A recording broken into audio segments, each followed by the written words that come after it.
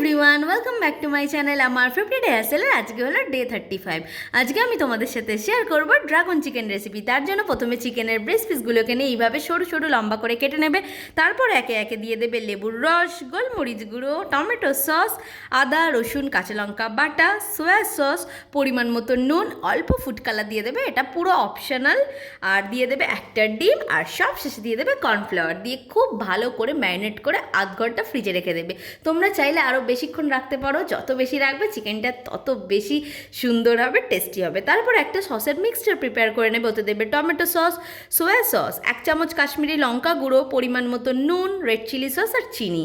তারপর একে একে পেঁয়াজ, ক্যাপসিকাম, আদা রসুন লঙ্কা কুচি কুচি করে কেটে নেবে। তারপর ওই আগে থেকে ম্যারিনেট করা চিকেনটাকে কড়ায় সাদা তেল গরম করতে দিয়ে খুব ভালো করে ভেজে নেবে। দেখো কি সুন্দর ক্রিস্পি হয়েছে না। তারপর কড়ায় ওই তেলের মধ্যে আদা রসুনটা কুচিটা দিয়ে একটু ভাজা ভাজা করে নেবে। দেন দিয়ে দেবে ক্যাপসিকাম, পেঁয়াজ কুচি আর লঙ্কা কুচিটা দিয়ে আরও ভালো করে ভেজে আগে থেকে যে সসের মিক্সারটা প্রিপেয়ার করে গেছিলো সেটা দিয়ে দেবে, একটু ফোটাবে। দিয়ে দেবে গোলমরিচ, অল্প নুন আর কর্নফ্লাওয়ার গোলার জল।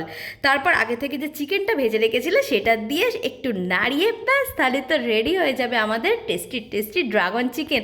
আমি এটা রোস্টেড সাদা তিল দিয়ে সার্ভ করেছিলাম। কেমন লাগলো জানিও, ভালো লাগলে আমার চ্যানেলটাকে সাবস্ক্রাইব করে দিও। বাই।